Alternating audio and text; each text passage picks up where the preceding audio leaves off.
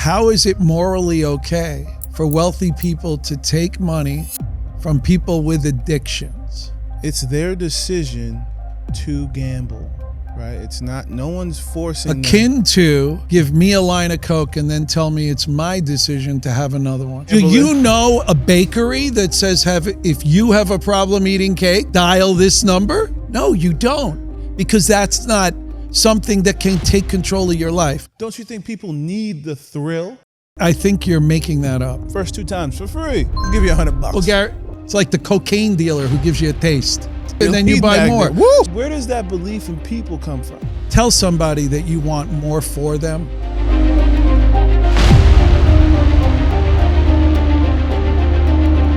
You are not a fan of gambling. I'm not a fan of national gambling. By the way, I should say I don't even know what gambling is, because I believe they changed the name to gaming. Is that true? Sports gaming, yeah, gaming. Because are you sure they renamed gaming? All the betting guys are calling themselves gaming because they don't want to say gambling, because that would imply you may lose. Gaming is like, it's just a game. Good point. But so where are we going on this? My opinion on... No, so I think that you're a little harsh on certain things. I think your stance is a tad bit just tough. Oof. I was a dice dealer or a crap dealer. I don't like to say crap dealer because I was selling playgrounds one time and the ladies in the PTA thought I said crack dealer. So I stay away from saying I was a crap dealer. We're talking about gambling. And I think your stance is a tad bit, it's too starch. Rigid? Yeah. But it's a little judgy to me. No. My stance on gambling is pretty much a personal choice. My stance on making gambling so easy for me. Easily accessible. So easy for me. I don't need to leave my house. I can do it on here. And you invade my privacy by putting it on here. And if I'm weak or predisposed to an addiction of gambling, you're going to get my money. My bigger question is, the guys at, I don't know, all of the big gambling places are owned by wealthy people. How is it morally okay for wealthy people to take money from people with addictions? Let me play God's advocate, okay? Can't wait. It's their decision to gamble, right? It's not, no one's forcing Akin to give me a line of Coke and then tell me it's my decision to have another one. Akin to give me a tequila in a bar with a bunch of people and tell me it's my decision to have another one. That's correct, except that the liquor authorities say drink responsibly. And then they say when you're driving a car, if you've had 2, you're no longer in control. I suggest if you're no longer in control, you can also not be responsible. So to drink responsibly, what the liquor authority should say is, don't drink. That's a good point. To be medically accurate. Here's where I push back. And let's stick to gambling, because the liquor thing's a conversation for another day. But you have free will over whether or not you grab your device and go the over-unders or whatever have you. Or your parlay. I don't gamble, so I don't think that's true. I think, well, your free will can be affected by your need for money. Your need for money to pay the rent. Your feeling that you are less than because you only have $5 in your pocket and you want to go out with your friends. Gambling is different, because gambling, people will hypothesize that they can win and that will change their life. But those are the people who get in trouble. Don't you think that a person that is gambling should be able to use their own discernment to realize this thing is kind of rigged against me in the first place? Like, it's just those people are the people who don't gamble. The people with that level of clarity won't put their money on the table. The people who think, wow, there's winners, I could be a winner, they're going to gamble. The problem that I have, the question that I have is, in the old days, when I was young, if you wanted to gamble with the book, you knew you were going to the dark side. You knew the people running illegal betting book, the guys taking book, touting the horses, taking bets on football. It was illegal. Okay. So you had to go to a darker group to do that. Yeah. That's because it was immoral. That's why You're it was talking set like up that the way. mobsters and all that stuff. Right. You had the to dark side. Yes. You had to go there to do that. Now we've waved the magic wand, said we're going to get taxes at the state and federal level. We're going to garner our share of the profits. So let's do the dirty stuff. What is that? And the bigger question I have is very successful people are into the gambling. Movie stars, people with good reputations are on TV saying, come here and bet with us. Yeah, every day. I mean, Okay, ESPN I got a question for you. Go ahead. Name a gambling site. Give me one. MGM Grand. Okay. Bet. The guys who own MGM Grand, Yeah. did they bet every week? I have no clue. I'm sure they. Let me tell you, if I and my family made ice cream, I would eat it. I would be a customer of the good shit I made.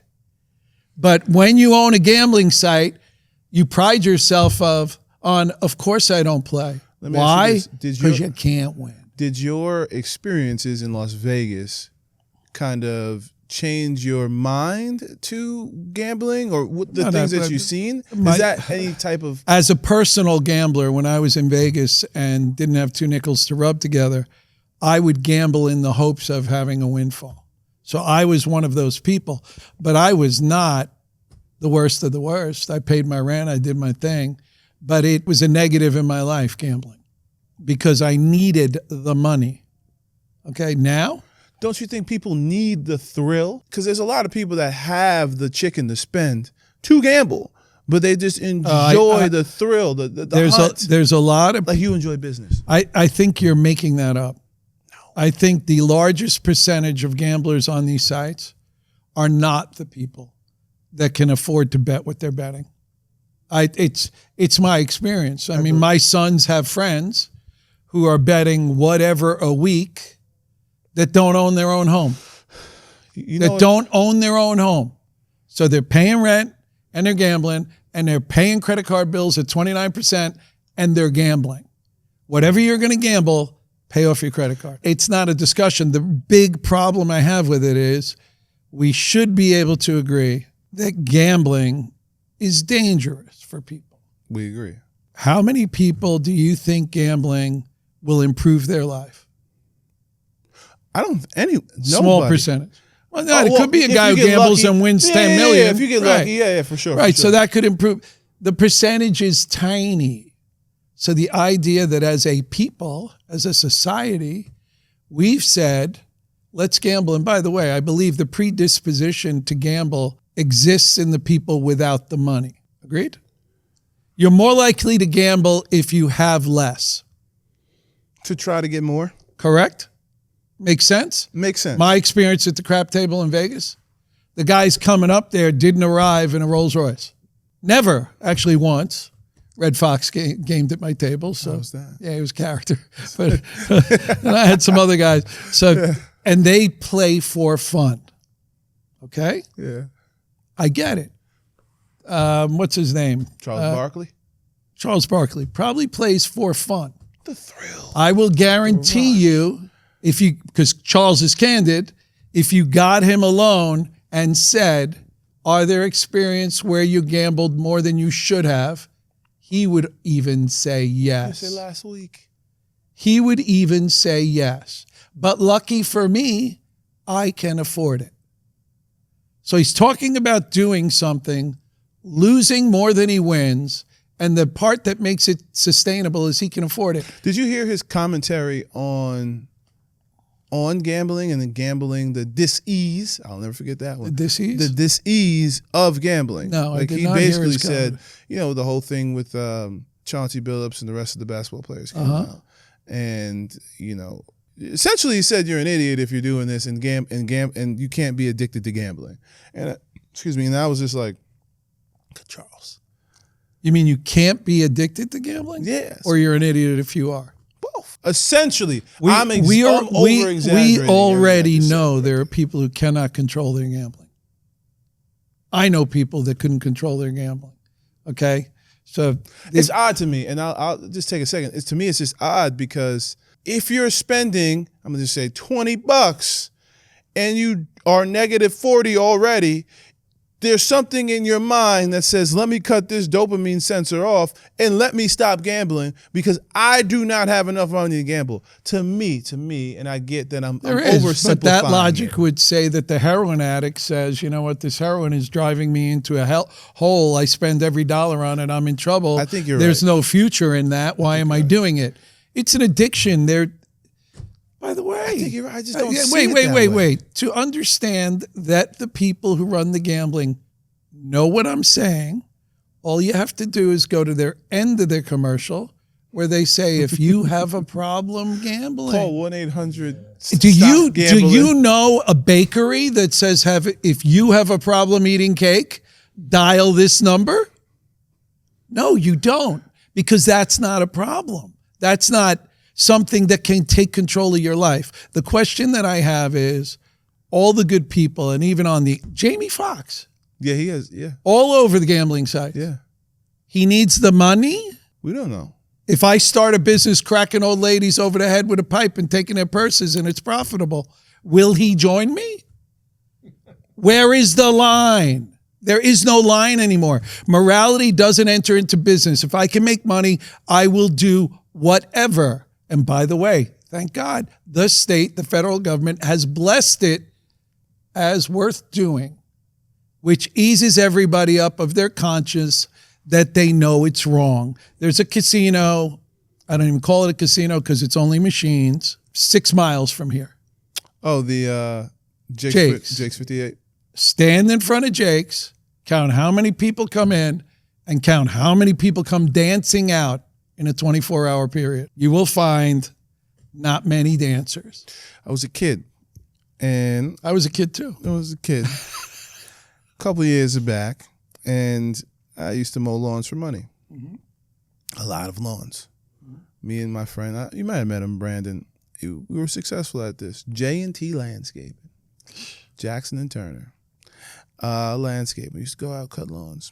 I used to take my savings. We were making about $200 a day, and at the time, we made a lot of money. You were deep, about 200 deep piece. in the money. So okay, this is my Madden days. I was a big Madden guy. Played Madden a lot. Okay. I had another friend live down the block. We've interviewed him before, back long ago. Rashawn. Kid with the electric company, right? Yes. He sells HVAC now. He's making a killing. Okay. Anyway, so I go down the block every time I get a couple dollars. I'm like, hey man, he's 50. Let's put 50 up on a game of Madden. Mm-hmm. I used to be better than him. Mm-hmm. Now I'm thinking maybe I'm not better than him because he's whooping my ass. So 50 turns into 75. 75 turns. By the way, slightly different. That's a game of skill. Still gambling though. Yes, but way different than casino. He's playing a game of skill based on his skill level. He's betting on himself. He's betting on his hypothetical knowledge of the skill and whether the guy is sick today or feeling good today or gives a shit today. Exactly. It's a game of chance. All right. My point is, if you're betting on yourself and you think you are the best man at play ever, well, the world is quickly, like he said, I was better than him at one time, and then he improved. Well, after a while, you're not gambling to play against him. You're paying him to play against him because he's better than you. So that's different. Yeah. That's different. It's not as long lasting, and it doesn't bear the lifelong penalty of gambling in something that you cannot influence. You're betting on yourself. If you were, in fact, the best Madden player, that would be a business. It wouldn't be gambling. I thought I was the best Madden until you didn't. Yes. You woke up. Yeah. But that's why I was like 15, 16, 17 years old. I stopped gambling. Betting on a game of skill against somebody can be fun and entertaining, and you're never going to bet $100,000 on that or the house or the mortgage or whatever, hopefully. And you'll be conscious of the fact that he's better than me. You think there is that big of a difference between what I was doing at that age between bet MGM? By the way, I will say this about that there's a weird thing that friends gamble with friends on things like that and continue to take their money, where you could just play him to beat him with no money on it, and the result would be better. It got so bad where he was just like, Trev, we're good. I don't want to take your money. We're good. And I was like, but ego could say, no, We're not good. Here's another 100 on the table. The lesson Let's of do that, it. and good point, because I wanted to bring it up at the podcast. Young people are afflicted with, who am I? And then they adopt top tier Madden player. That's my claim to fame. What do you mean? That's what you did. Yeah. Who is Trevor? I'll tell you, one of his attributes, he's a top tier Madden playing guy. He could play anybody. He could beat everybody. That's how you build that ego, because it's so important to be short of Madden having tournaments and you making a life income out of it. Being top tier Madden player means absolutely nothing. And it doesn't mean you're a quality person. It doesn't mean you're a God-fearing person. Yeah. It doesn't mean you're a good guy. Nothing. Actually, it means nothing. But people grasp for that because they need something. And my point is, I was meditating this morning and I was reading, and the concept from James Allen was, if you worked on who you were on a daily basis, as far as how you treat people, are you loving, are you kind, that's what will bring you joy. If you work on what you can do, like play Madden or something else, and I'm a great dresser, and it's all this exterior stuff, you will never find joy because it's too fleeting. You don't think the external stuff, like, for example, you being really good in business, or you're personable. And I will tell you, when I was younger and building my business, the fact that I felt, and I will admit it, may be true, may not be true, that I was the best seating system installer in the country. I can confirm that's true. Could be true, could not. You know what it's worth? Nothing. There's no value to that. There's no value even as a person, how you live your life. And when I say value, will it bring you joy? Okay, because I was going to push back. I can sell my trade. I did. Yeah, okay. Did that bring me joy? The case is, I felt great about some projects that I designed and built, and the feeling of accomplishment. Okay. That lasted a week. And then I was, who am I and why am I not happy and where's my next project? Where if you wake up in the morning, and this is true, this works, and you build who you are and you consider what you don't do well, and you realize it because it's only you sitting there, and you try to better that. You're being impure, you're being unkind, you're being these things, and you try to change that. There will come a time where you will sit in a place of joy regardless of the weather. And by weather, I mean what is happening in your life. And it doesn't matter if you're in a mansion or you're in a basement apartment like my wife and I started in. Happiness comes from being a solid person, a kind person who cares, a pure person who doesn't chase every affliction, be it sex, be it gambling, be it distractions like that. If you can cleanse yourself from that and sit there and be a good person, that's where joy is. Jay-Z was talking, and it was an interview. This is a long time ago. I'd love to say who's Jay-Z. That would be great. Who's Jay-Z? I know who you are, Jay. Don't worry. And he was like, there's like times where me and my friends, we just sit here and go, this is crazy.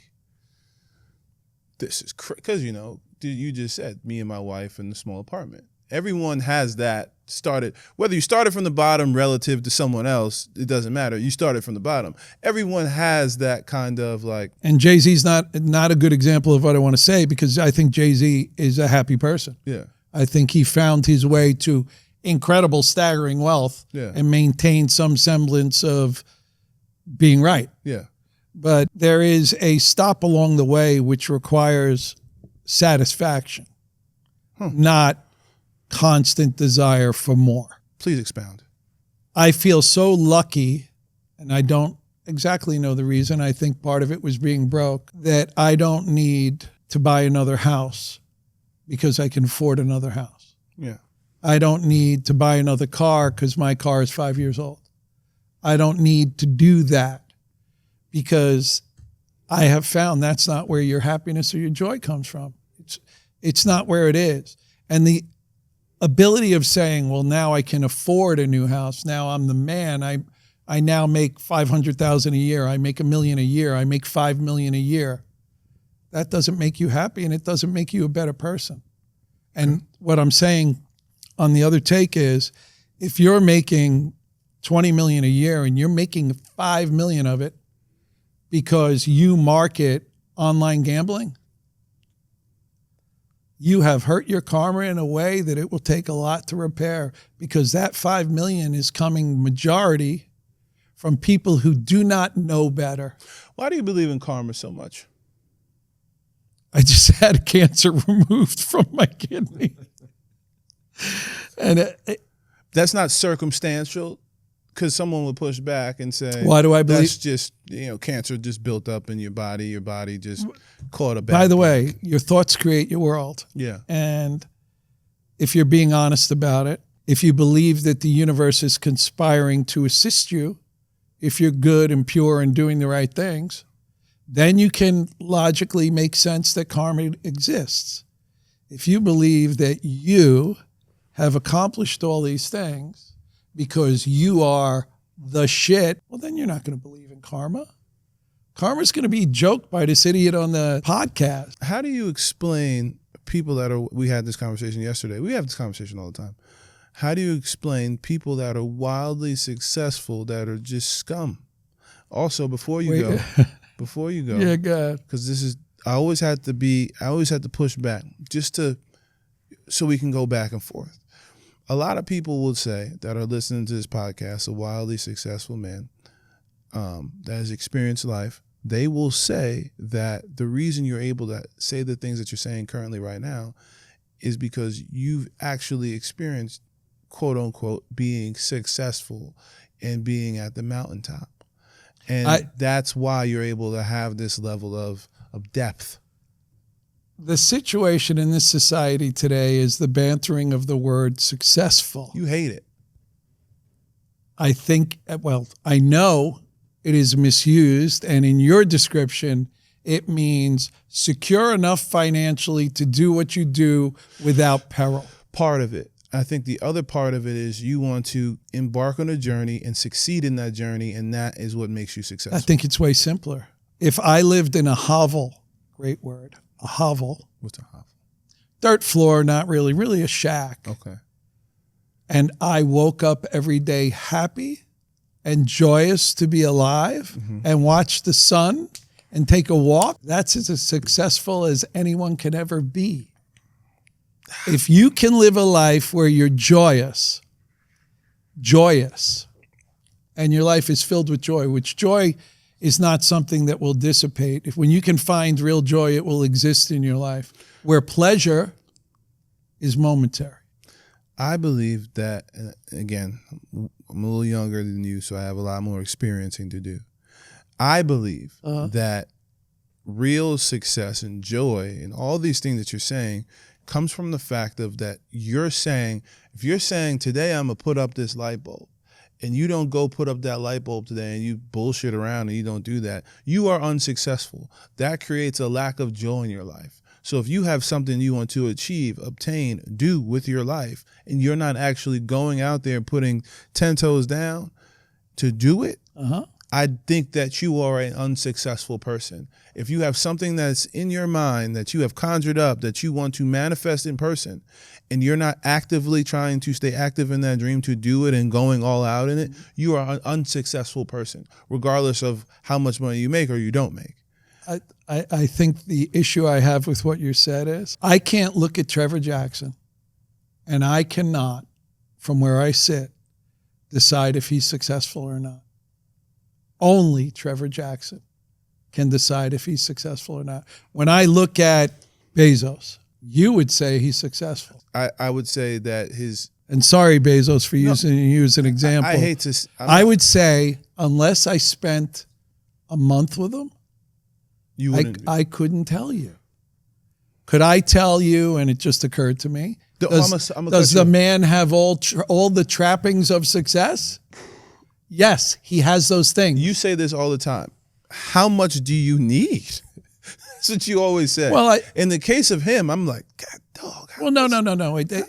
God bless him. No, God bless him. If you can be happy and you can be joyous and you can keep building this thing, God bless you. Yeah. You want to have $100 billion. Good for you. Yeah. I only hope when you go home you're happy and you're not going, This fucking guy in Division 1700 lost $42,000 today. I'm all fucked up about that. That would not be success.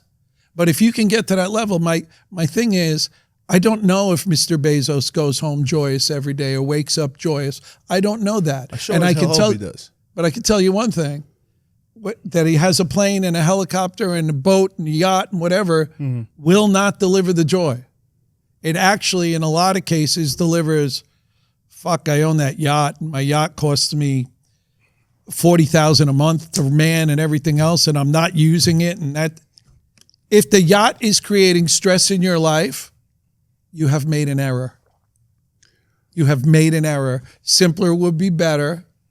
Maybe the need to show the yacht isn't so important. There is a satisfaction that will come to the people who will stop chasing the carrot. Or there is a satisfaction who will come to people who chase the carrot, reap the abundance as far as cash, and share it, signifying to the universe, I'm good, my cup overflows, and I have been blessed, and the best thing I could do with my blessings is bless others.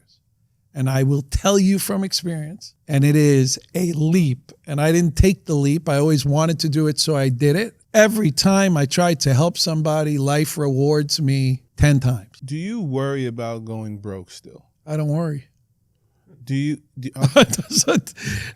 that was hard. No, that look, was gangster. No, that was tough. Well, check this out, society-wise. Hey. Society-wise. That was cold, brother. I had cancer. I didn't worry. Yeah, that was cold. I literally had cancer and did not worry.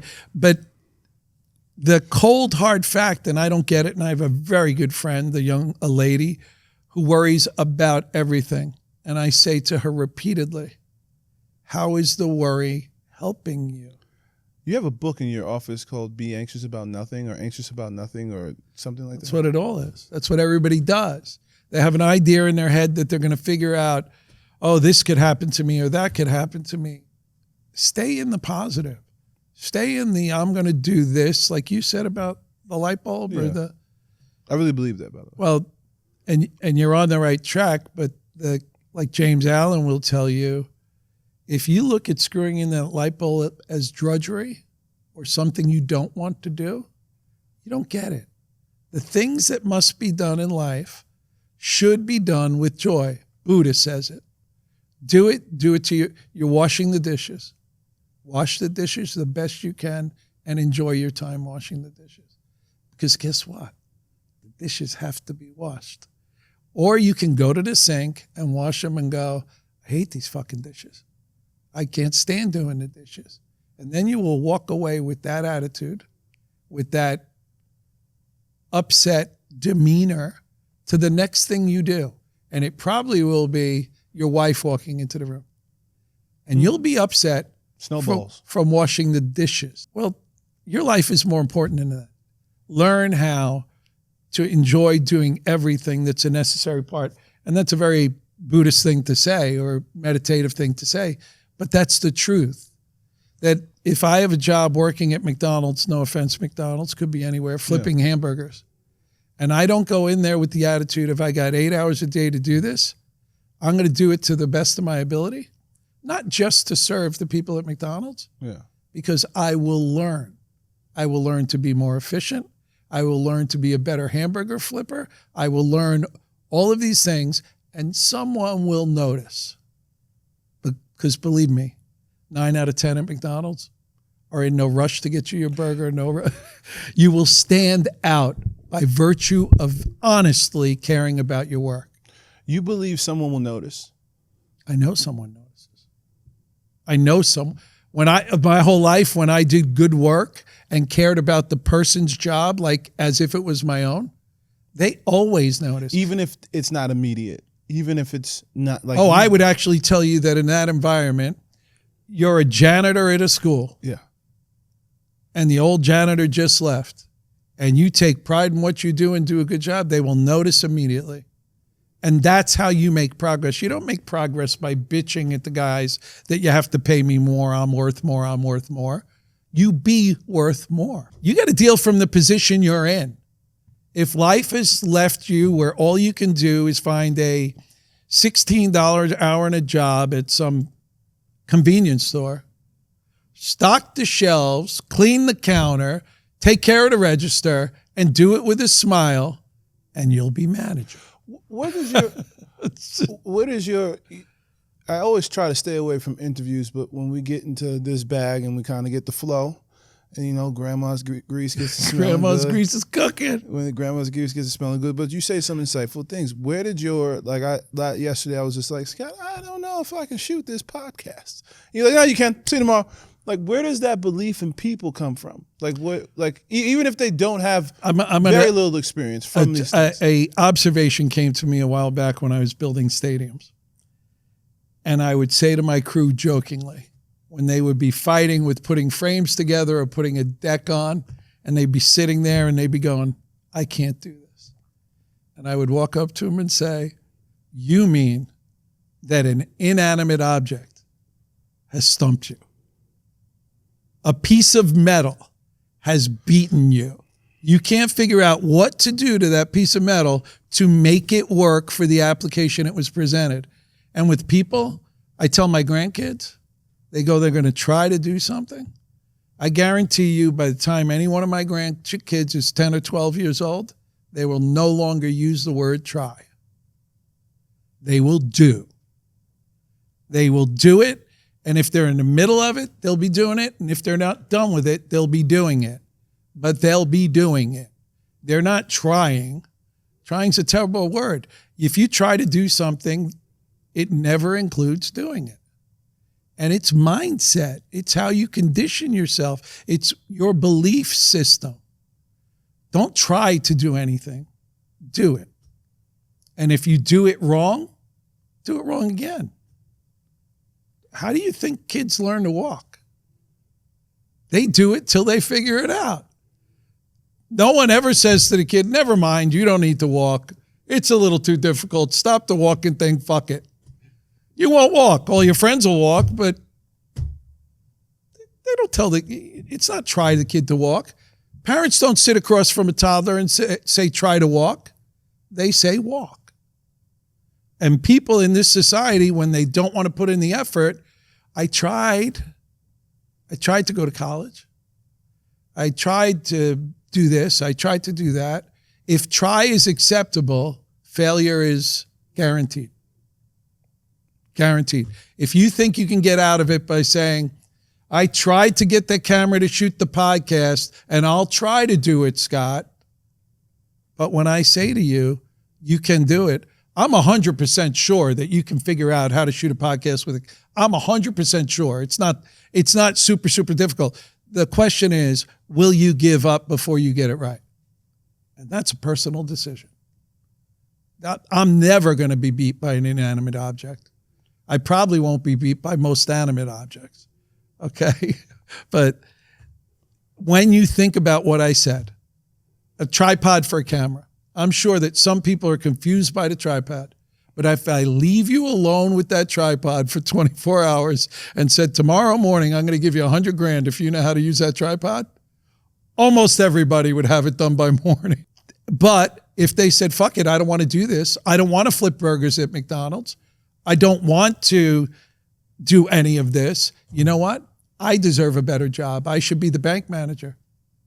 Well, what's your education? Well, no, I know I could do it. Well, do the first thing, do it extremely well, and steer towards bank managing, and you'll get there. Play the cards you're dealt. Play the cards you're dealt, to your best of your ability. And they all say that. Buddha says that. James Allen says that. If you live dirt poor in a house, clean that house and make it nice and make it as warm as possible, like you respect it and you love it, and you will continue to do that because the universe will see that and give you more because you take care of it.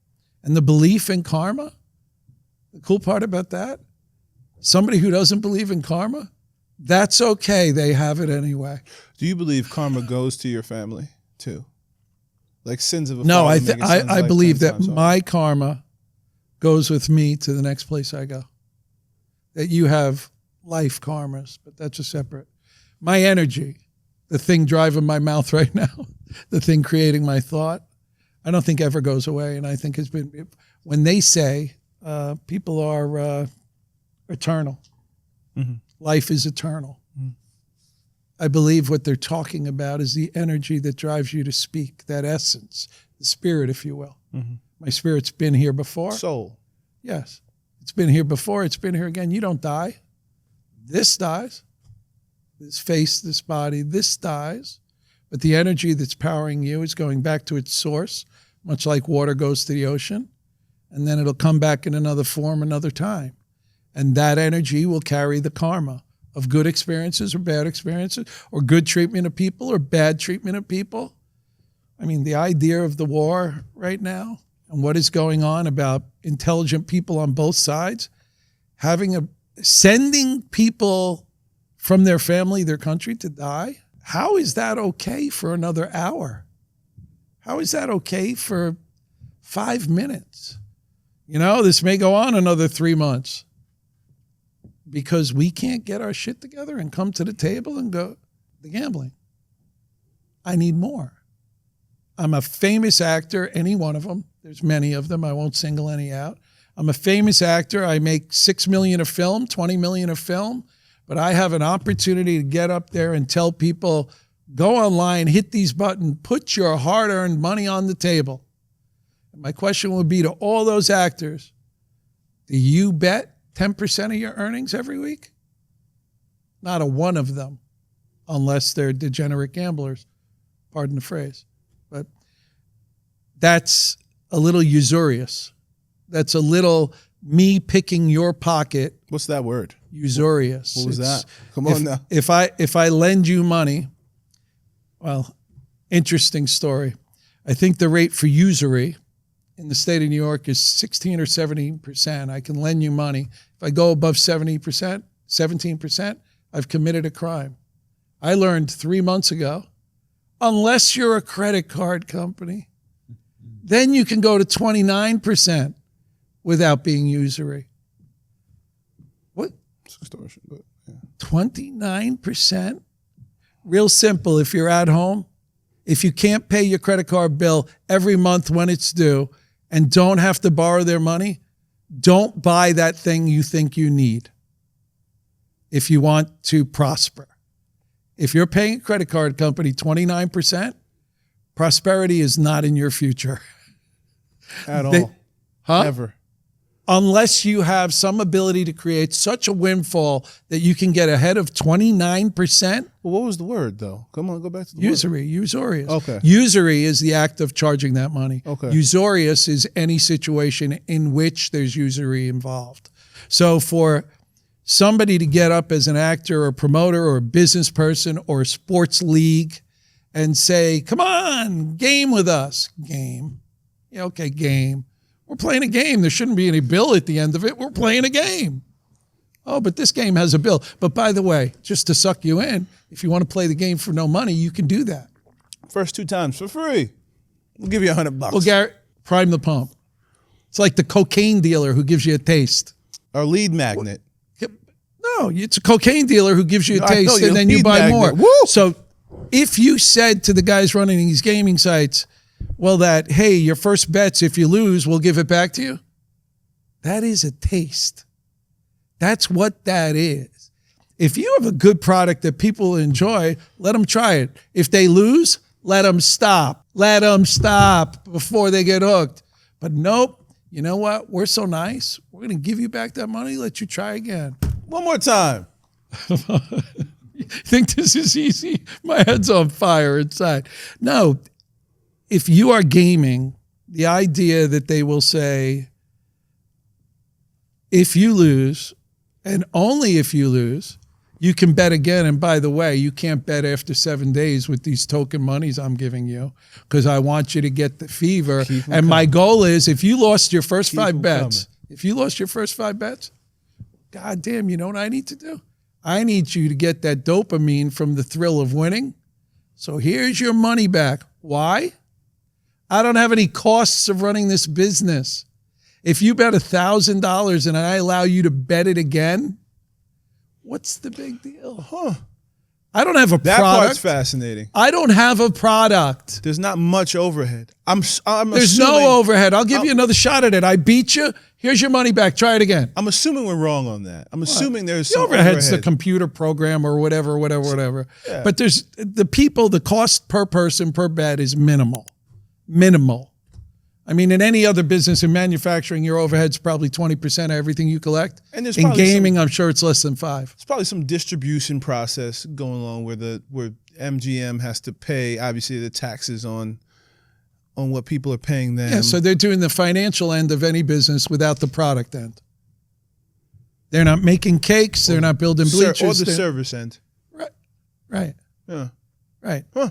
So they can afford to give you back your $1,000 and say, bet it, as long as you're going to bet it again. By the way, if they're so nice and I bet and I lose, why don't they just give me back my money and let me leave? They're not that nice. Because they want to hook you. Period. End of story. End of story. And the people who want to market this and advertise for this, if they would not do that, less people would play. If the people who are lucky enough to have avoided gambling or avoided drugs or avoided addictions, and they've surmounted a pile of cash or success in any other business, stayed away from advertising, investing, and marketing gambling, less people would be losing their houses, divorcing their spouse who can't stop gambling, doing all these horrific things. And, oh yeah, but all we're doing is running a gaming site. And by the way, if we didn't do it, Somebody else the would. dark web would do it. Guess what? I don't have dark web on my phone. Yeah, good people. You have to go out and find that. You have to go find the darkness. Right. Scott Suprina.